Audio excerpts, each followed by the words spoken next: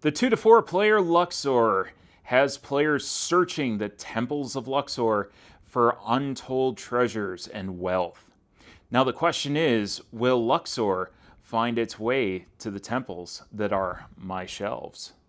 I'm Nate and welcome to my Dice Dungeon, where each and every single video we are going to take a look at these games and determine whether they stay or they have to go.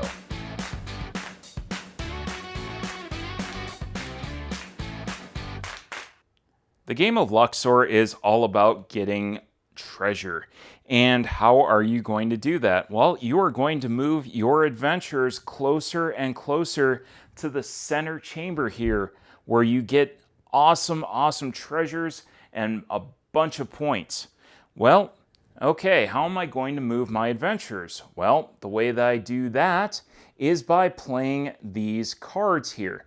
Now, you're probably going to be tempted at first, well, I'm going to reorder these cards and I'm going to put this one at the back and this one over here, or I'm going to play something in the middle. Well, the bottom line is, in this game, you can't.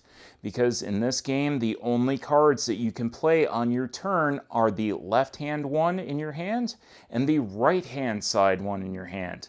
That is it. So I can only play this or this. That's it. Not any of these other cards. So I'm going to take one of these cards, this one here for instance, and I'm going to play it to move my adventurer. And I'll say that I'm yellow here, one space.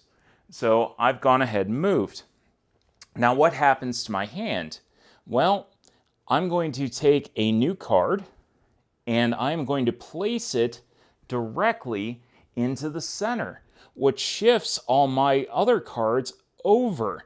So now I have access to the cards that I previously didn't have access to on the right-hand side. Now I'll have to play this left-hand card eventually to get to this die card here. So the majority of these tiles that are on the board are these treasure tiles, and you'll notice that they have a treasure symbol, a victory point symbol, and a number of adventurers that it takes to claim them. So when I have enough adventures, and let's go to this space here, to claim a tile, I will take my adventures, place them down here, and I will take the victory points listed on the tile. So I'm yellow, I'll move up, and then I get to claim this tile because this tile may be worth more victory points at the end of the game. So I'm going to place it in front of me. Now, that space is empty. So what happens? Well, these other adventurers come along and this guy's here. Well, if this space is empty, on his next move, he skips over to the next tile without counting that space. So the path, as these treasure tiles get claimed, gets shorter and shorter and shorter. And that's the majority of what happens in Luxor. Now I want to touch on a couple subjects very quickly here. As you progress through the temple, you'll see these spaces here where you have adventurers just kind of laying down. I don't know if they're laying down on the job, if they're lazy, I don't judge. But as soon as I pass over this space, this adventurer who was laying down before, this guy's saying, hey, wake up. And he is going to go back to the start here, and now he's an active adventurer.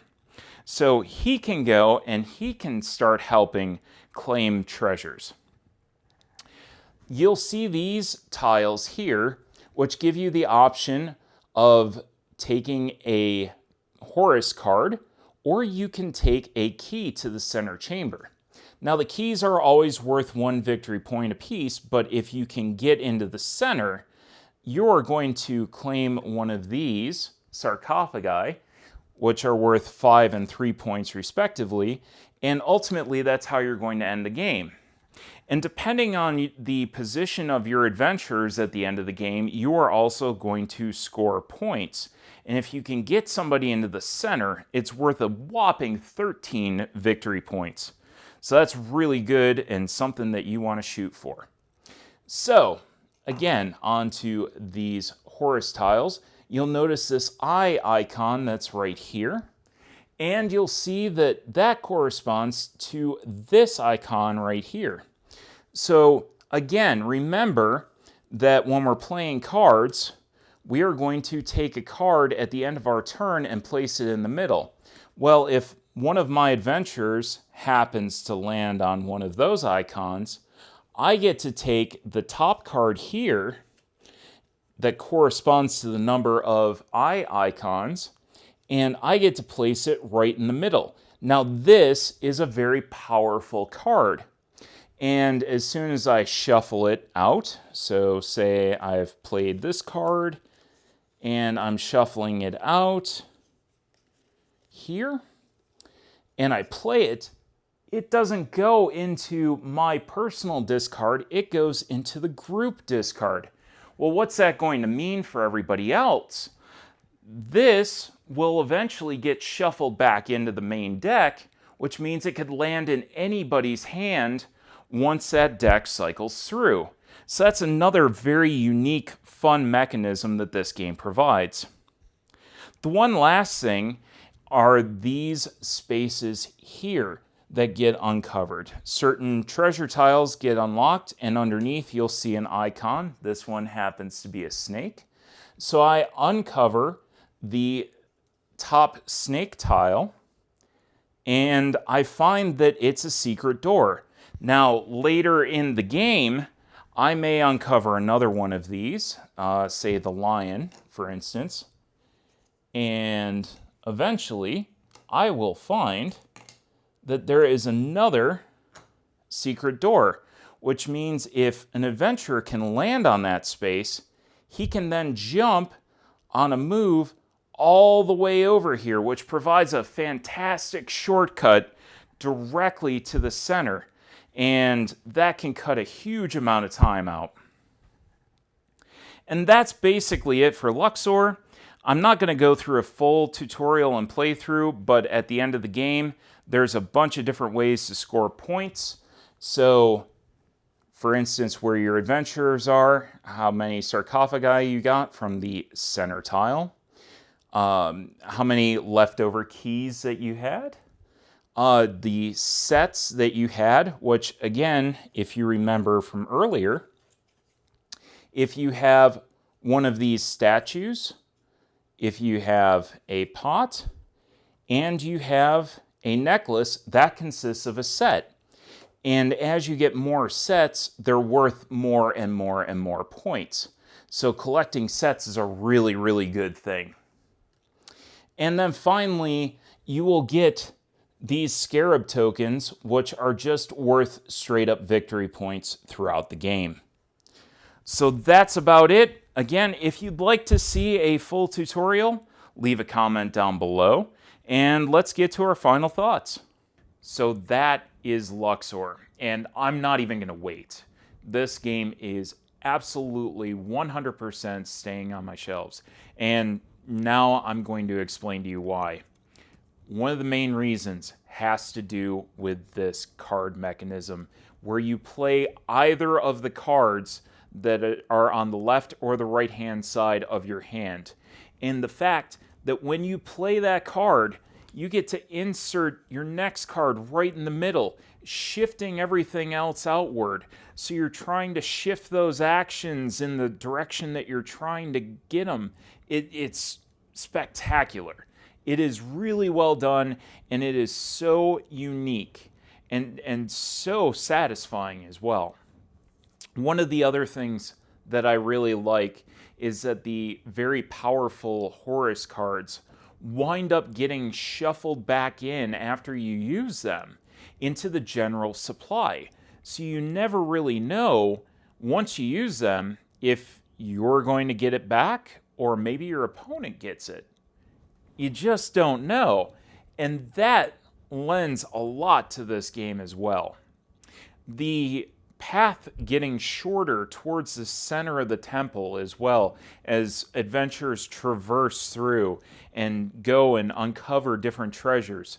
And that path getting shorter and shorter and shorter, and different shortcuts now being unlocked for future adventurers to be able to go and take is also very, very unique.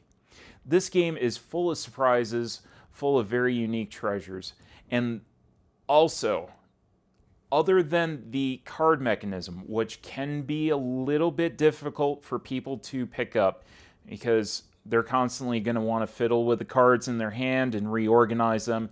You can't do that in this game. Other than that, very easy to teach. The symbols make sense, and after a little bit of reference, you're good. And you can play this game over and over again. It plays 8 up, and I found that I can get it out with just about anybody. This game is fantastic. Your decisions have weight and value. Every single action you're going to want to take, you have a bunch of different decisions, and you can go and you can get this tile, but I really want that tile, but I can't have them both.